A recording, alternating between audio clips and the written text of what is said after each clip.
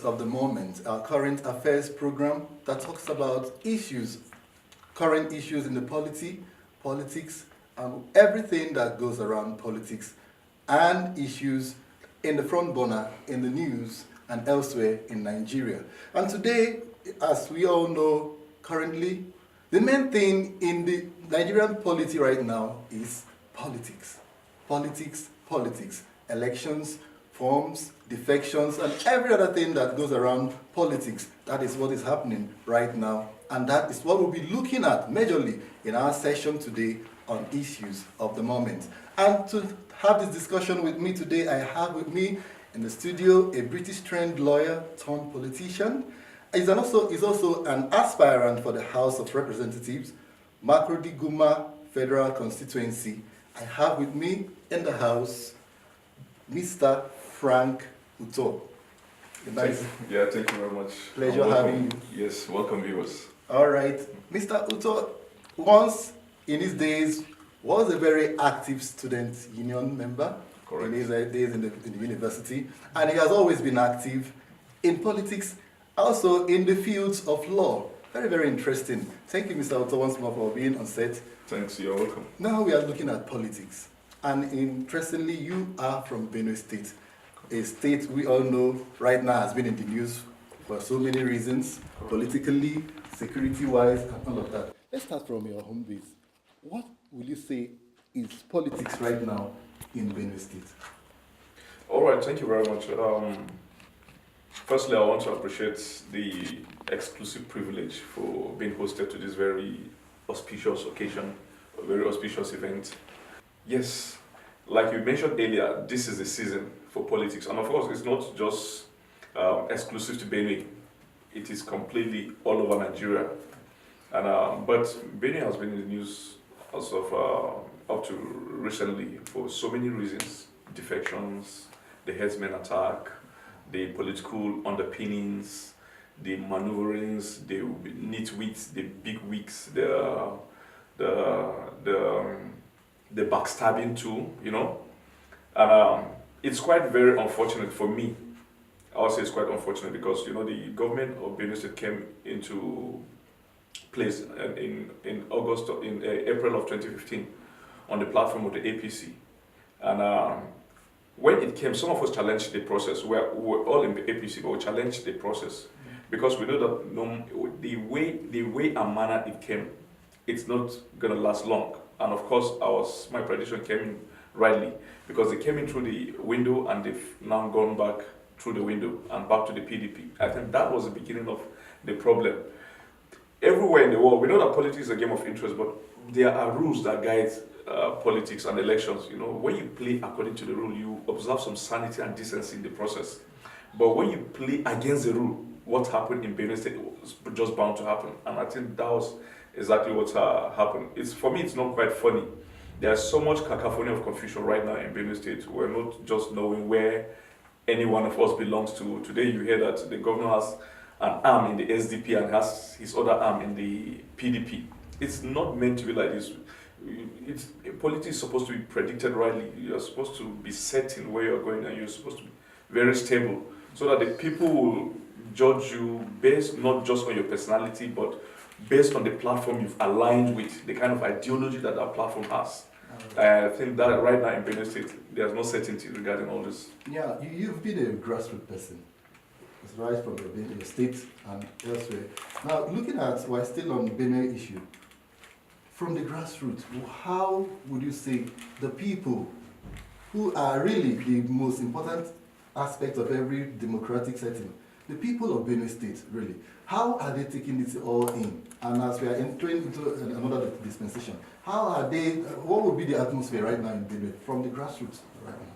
The biggest concern of the Benue populace is not even the game playing on, the elitist game that's playing on at the top.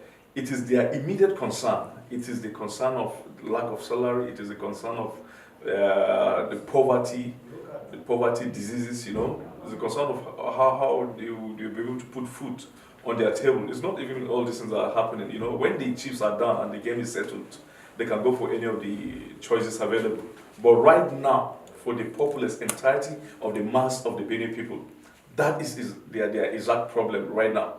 How to put food on their table, how to pay their children's fees, how to fight diseases, how the people in the IDP camps can be able to go back to their homes. I don't think they are quite interested in what is going on at the top. Now, on the security aspect in Benue State, Yes. what the governor has been doing from the state to from the federal interventions and all of that, would you say, as we have it right now in Benue, that there is relative peace in terms of security in every ramification, both the herdsmen, the farmers, peace generally? Yeah, there's peace to some extent, but it's not absolute because there are quite a number of villages in my local government. My local government was also affected. Guma local government. There are quite a lot of villages in the hinterlands that people cannot just go back to. We've had incidences where people left IDP camps in an attempt to return back to their villages, and they never came back again. Some were just killed in their farms, and so that is there's still some sparse level of insecurity around. But of course it's better than it used to be, and I want to also commend the effort of the governor, His Excellency Samuel Otom, to a very great extent to how much he has contributed in bringing peace, to the and of course the federal government, but most especially the people of Benue State, especially the lay people of Mukodi and Guma, precisely. All right, thank you very much for that clarity. Now we'll leave a little bit of Benue. We're not escaping Benue actually, but we'll still come back to it. Now let's talk about generally in the polity. We'll talk about the recent electoral reforms. Correct. The electoral reforms. The presidency. The last that we heard about it was the president withheld assent to the law, the bill, and the reform for the elections. In your own perspective, as a lawyer, let's start from the law aspect. How do you see that playing out in the long run? Is it going to have effects? Is there going to be court cases? Is there going to be, as a fallout of his withholding this assent in the general outcome of the 2019 general election? All right, thank you very much. The existing electoral act has so many loopholes that need to be amended, and I feel to a very great extent the National Assembly tried to amend sort kind of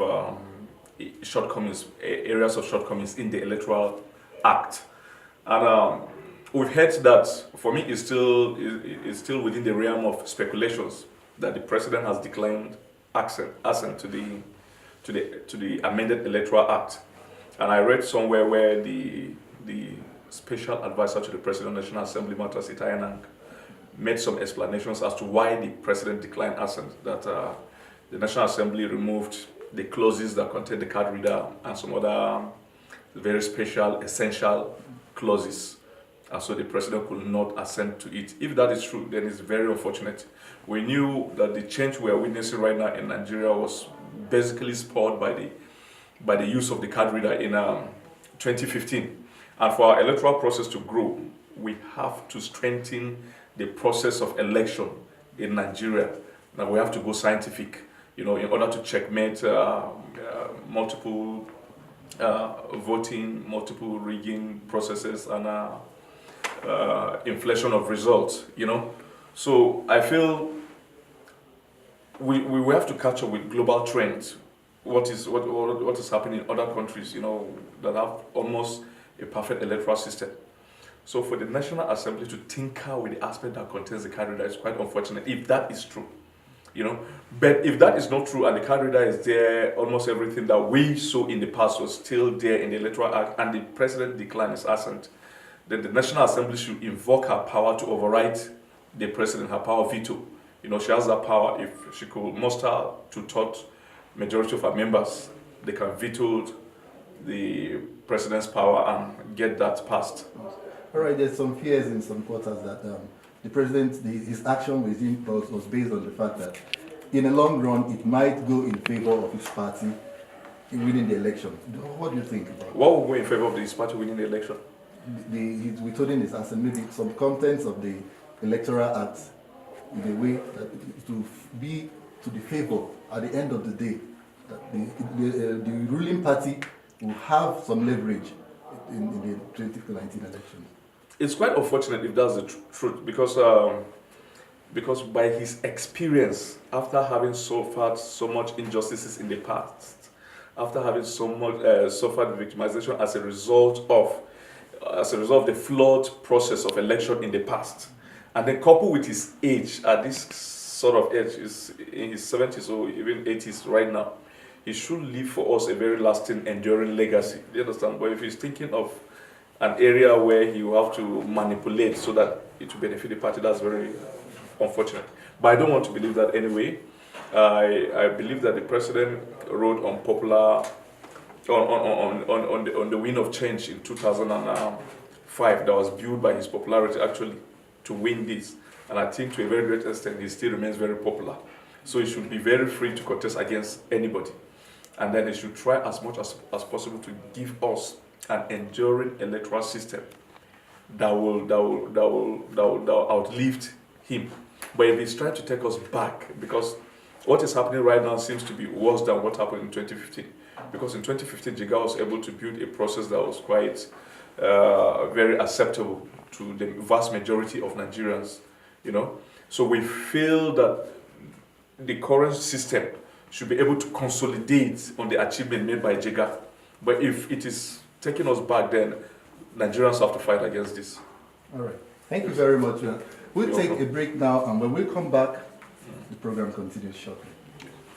Hi, I'm Prince David Adetunji Ade, known as the I am a lawyer and energy specialist, and I am also running for the House of Representatives for Amak Buhari Federal Constituency under Young Progressive Party YPP.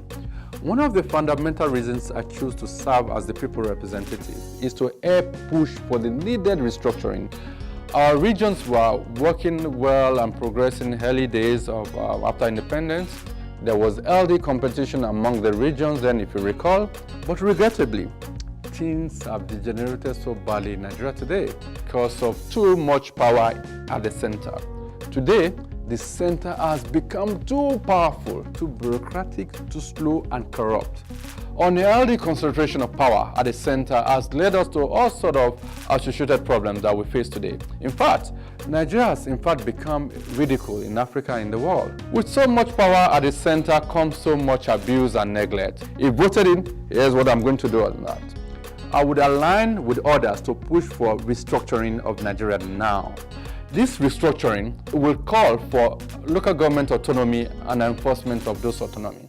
I would also push and ensure less power at the center and more autonomy to the region.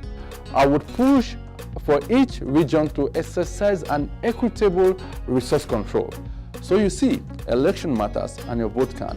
Please vote YPP, vote Prince David Adetunji Ade for House of Reps come Saturday, 16 February 2019. Thank you. Young Progressive Party.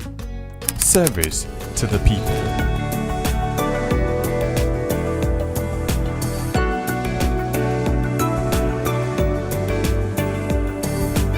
Welcome back. The program is still Issues of the Moment, and I'm still having with me Frank Uto.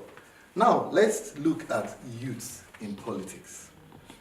Incidentally, you are a youth, and you are very, very much in politics. Now, look at youth in politics, generally in Nigeria. Not Too Young to Run bill has been signed, and then it's all believed that the field is now open for young people to come in and take up the mantle, take up positions, vie for positions, get elected on various platforms. Now, do you really see the youth keying into this golden opportunity, so to say? Thank you very much. I'm one of such persons that never believe that the Not Too Young to Run law is a golden opportunity to young people in the country, because there's not much disparity with the law that was there before now. You know, the law that was there before now for House of Reps is 30, Senate 35. You know, I don't think there's so much change. It's just a change of 5 years or so. House of Assembly 30, now it's like 25 from the Not Too Young to Run law. You know, and then besides that, young people have been contesting before. I think the opportunity that should avail us should be different from the issue of saying because of age we should contest. It should rather be on the economic front. Do you understand? Because the politics here has been so engulfed in for you to contest in this country. You have to be very strong financially, you know. And of course, there are a lot of young people. That is one aspect where young people are quite lacking, very far behind, you know. And so we should have paid much emphasis on economic front rather than the issue of age. Because at the end of the day, it doesn't make any sense when you are 30 and you want to vie for governor of the state and the party is selling her phone for 10 million. You know, it's quite very funny. That is what's happening. So you shouldn't be not too young to run, but something like not too poor to run, you know. Like even with 50,000, I should be able to secure a governorship form and test my popularity.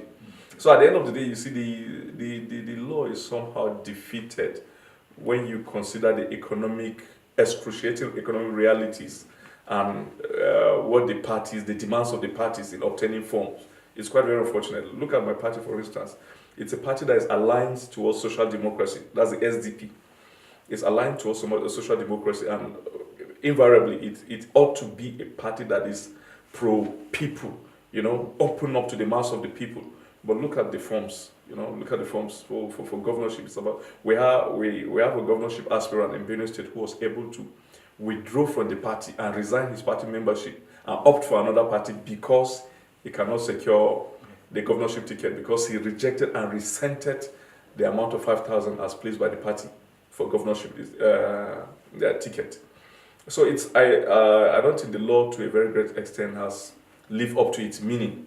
You know, you may be young, you may be active, you may have all the credentials, the capacity, the credibility to perform very well in any of these offices, House of Reps, Senate, governorship, but then your economic capacity cannot be enough for you to secure the ticket, the form, not even talking about going around to campaigns. All right, interestingly, the financial aspect, it's a factor that you cannot really ignore, especially when it comes to young people participating. But there's an interesting phenomenon right now that we've seen playing out on several fora. We've seen some young people come together to put their finances together to say they are purchasing a form for the president of Nigeria. In Kano State, we saw something similar. And recently, even in your party, we witnessed a group of coalition of youths that bought a party for one of the presidential candidates. And one begins to wonder, young people do not have money to contest, but young people can gather their resources together and purchase a form for the older generation. Well, where does that leave the young people? Okay, while I cannot categorically say some of these things, some of these stories about contributing money to buy form is not it's not completely true anyway, but I want to also accept that in some instances there are places where people do contribute to buy form for someone or to contribute towards his campaign. Like me, for instance, I have so much contribution from friends, you know, a lot of friends were able to contribute, you know, but I'm not talking of the form, but I'm talking for my campaign. A lot of people made different contributions. My poster was handled by different people, my banners, you know, my leaflets, you know, I handled by different people. Such are the contributions. But you know, some of these politicians in Nigeria, they try to dramatize this whole thing. It's quite theatrics that someone will just go and bring his money and give some people to go and pick form for him, you know, and then try to give an impression that he's been pressured by the young people to contest, even when his achievement within the sector of the young people of Nigeria, you know, is not too quite evident. Nothing has been achieved there, you know.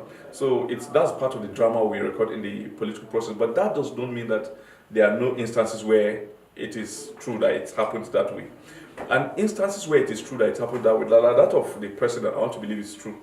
And to a great extent, that of I too in my own party, you know, it's true, I want to believe. But many other ones I've seen, I always try to ask myself, what have they done to young people that young people could try to do to contribute money to secure these forms for these same people rather than themselves, you know? So in this situation, it's quite not funny that we have this kind of thing going on, you know, that rather than we charting a new course, you know, we're still trying to contribute money to maintain the gerontocracy that has been practiced in this country for so long.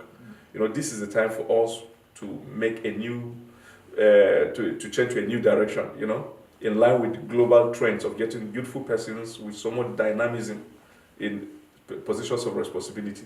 All right, thank you very much. Now let's get to the big issue. Your political ambition, your aspiration to represent your people on the federal level. What inspired this? Simple. It's just to stand in for the people, to be a very resonant voice for the people, to also contribute so much towards making very virile, vibrant laws that will maintain peace, order, and good government of this nation, you know, at the federal level. And by my training, I'm prepared for that because professionally I'm a lawyer, and it's all about lawmaking. You know, I studied law in 3 continents. I was able to have an experience of how the law works in Malaysia, schools in Malaysia. I studied law there. I studied law in the UK. And Malaysia and UK are 2 countries that practice strictly the parliamentary system of government, you know. And then I studied law in Nigeria. And of course, I was in the law school where I was the first foreign student to be president of the SRC of the Nigerian Law School. Now, professionally, you see, I'm prepared for that. And then by experience, while I was in the UK, for instance, I worked in the House of Commons. That's the oldest parliament in the world, the UK Parliament. I worked as an intern for 6 months. I was able to gather so much knowledge. And then naturally, I'm an activist, you know. And so these are the necessary ingredients towards making a very vibrant, very effective parliamentarian. And okay, apart from lawmaking, you know, I want to play a very vibrant role in oversighting the executive, oversighting many of the ministries, you know, and then of course representing our people. For so long, like okay, look at the Hezbollah attack, you know, up to it's been happening in Benue State for the past 3 years. Our legislators were not saying anything apart from Right Honorable KJ from Buruku Federal Constituency, until it got to the dimension it is right now that they started playing and many of them started saying some things, you know, and of course we know that because this is a year president and election year, they just try to capitalize on it. So we've been having people that have not been quite sincere about the challenges we face, you know, and they've not always been standing up to it, basically because of political correctness. So what actually spurred me to contest is that we need people that have felt the pulse of their people, that felt the rhythm of what affects them, you know, and people who are going to stand up, speak, and make sure something is done to the plight of the people. Something is done toward bringing Nigeria out of the current doldrums she is in, the current state of stagnation, to a nation that will reclaim her full promises and potentials. You know, this is why we have to be involved. If some of us sit back, we allow charlatans take charge of our destiny, you know, take charge of the helm of political affairs in this nation and become architects of our fate and destiny. But I think this is the time that all of us need to stand up. If you have something to offer, get up. And I believe 2019 is zoned to competence, to capacity, to credibility, and of course to youthful dynamism. And that is why we're all coming on board. All right. Luckily, you are a young person full of energy and vibrancy. And then with your international flair from wherever the experiences you've gotten in the UK and Malaysia and even Nigeria on the home front, yeah. Your presence in the assembly finally when you get there, I believe it's going to make a difference. Now, what specifically are you promising? What change? What have you seen that needs urgent attention that when you get there, you are going to make a difference? First of all, the primary role of any parliamentarian anywhere in the world is lawmaking. You are elected first of all to go and make law, not like what we're seeing parliamentarians do these days. They are acting the roles of local government chairman, going to build culverts, build roads and bridges. You know, it's lawmaking.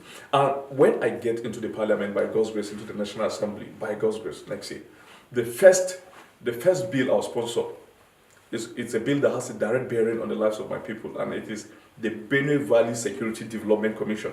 So those are part of the bill I've already arranged to sponsor. All right, thank you very much. You're welcome. And finally, before we round up, I wanted to quickly respond to this legislative autonomy. The president, not too distant past, he assented to the bill on legislative autonomy, granting autonomy to legislate, especially on the state levels. Now, when you finally get to parliament, how are you going to ensure that legislators, especially in the state houses, where you have what will currently appear obtains now, governors dictating what happens in the state without being checked and all of that. How will you ensure, in your presence, especially on the federal level, that this autonomy that has been granted is utilized in the wrong way, in the right way, so that the effect will trickle down, especially to the masses? The only way you can do that is not by lawmaking, is strictly by orientation, by we having joint retreats, giving ourselves such orientation, because legally you cannot do that. We practice a federal system of government, federalism, so the states operate on their own. The nation operate on our own, you know. So the National Assembly cannot make laws for the state. The states are completely independent of the National Assembly. They make laws for themselves, you know. So the best way it will be solved is just by having this interface, creating so much awareness and orientation, and let the state houses of assembly, the members, know that this is their powers. It's so unfortunate that you see some quite learned sort of people getting into the state assemblies and becoming very cronies of the governors, you know, stooges of the governors. It's not meant to be like that. But one thing about I like about the legislative autonomy law is that it gives so much autonomy regarding the finances of those, so that they will be independent of the executive. Because so far, up to this moment, it is the executive that gives the budget for the assembly. You know, the assembly is always running cup in hand to the executive, you know, asking for one or two things to be done financially to the house, which is quite improper, you know, in a federal system of government, in a constitutionalism, the way we are practicing right now. You know, so I support that to that extent. Thank you very much. I've been talking with a British-trained lawyer and a politician, an aspirant for the Federal House of Representatives, Makurdi Gumi Federal Constituency. Makurdi Guma Federal Constituency, Benue State. Frank Uto. Thank you very much for coming. Thank you. All right, that's been a package on issues of the moment. The program returns same time next week. Have a lovely